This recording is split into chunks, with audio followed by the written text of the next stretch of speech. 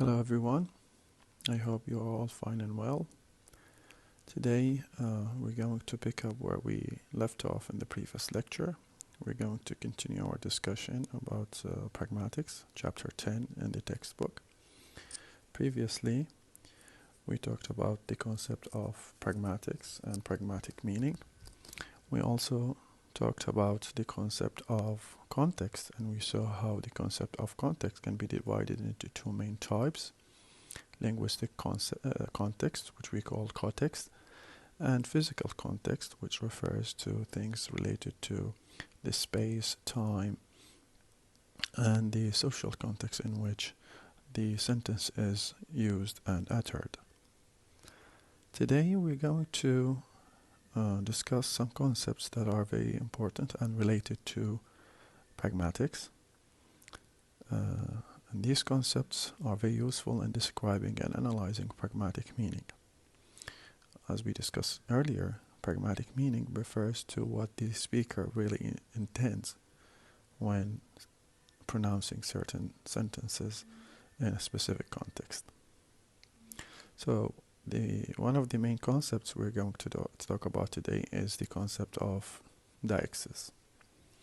Deixis, or sometimes called dialectic expression, refers to certain words that cannot be understood without additional contextual information derived from the physical context. So we need to know the specific time and the specific location, space, in order to be able to assign meaning to these deixis.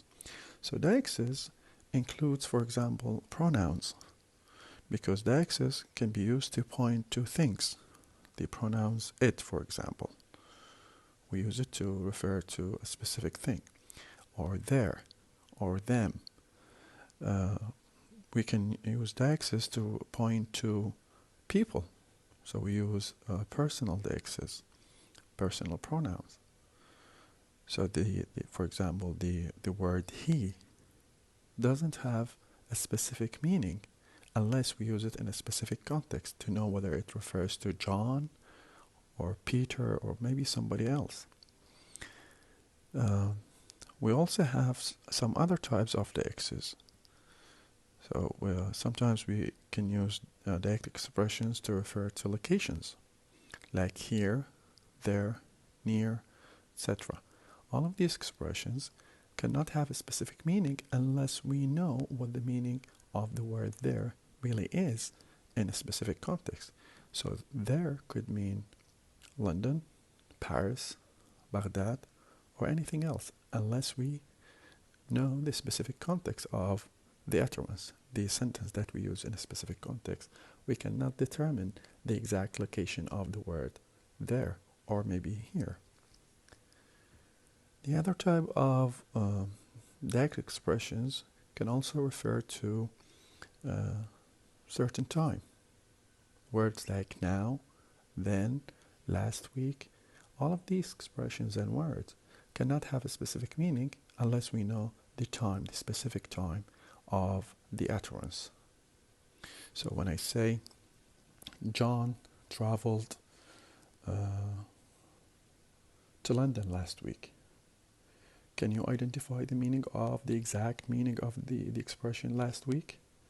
We cannot know the exact meaning of last week unless we know the time of utterance.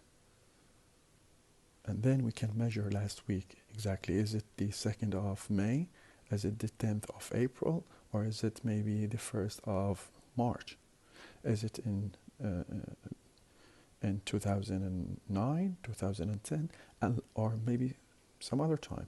Unless we know the exact time of this utterance, we cannot determine what the expression last week really means. So these expressions are called deixis, or dialectic expressions.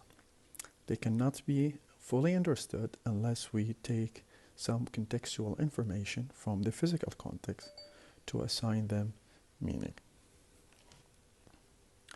The other concept that is very important is the concept of reference. Reference is a concept that we call in Arabic إحالة أو إشارة. So reference can be defined as an act by which a speaker or writer uses language to enable a listener or reader to identify something. So we use reference to identify something. To perform an act of reference, we can use a proper noun: Chomsky, Jennifer, Muhammad, Zaid, Ahmed, whatever. So when we say the word Ali, for example, how can we know whether we refer to Ali Muhammad or Ali Ahmed? Which of the Alis are we referring to? We cannot know which one we are referring to unless we know the exact context in which we are using these two words. So other nouns and phrases: a writer, my friend, the cat, or pronoun he, she, it. Words can be used to identify a wide range of references, but words themselves do not refer to anything. It is people who actually use them to refer to something. So what does that really mean? It means that when I use the word like, let's say, university, do I use it to refer to Mustansiriya University or University of Baghdad? Which one am I referring to? You cannot really, or maybe University of London or Harvard University.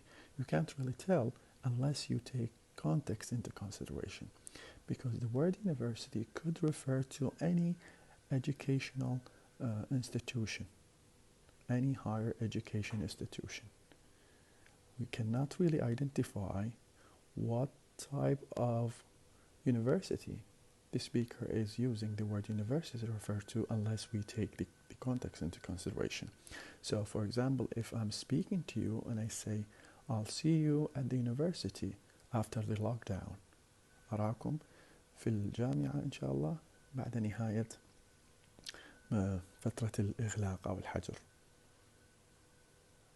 فهنا كلمة university of course refers to Muslim University, not any other university, because if we take the context into consideration that I am a lecturer, I am a teacher, instructor at University of Muslim Syria, and you are students at the same university, so the meaning of the word university definitely refers to Muslim Syria University, not any other university.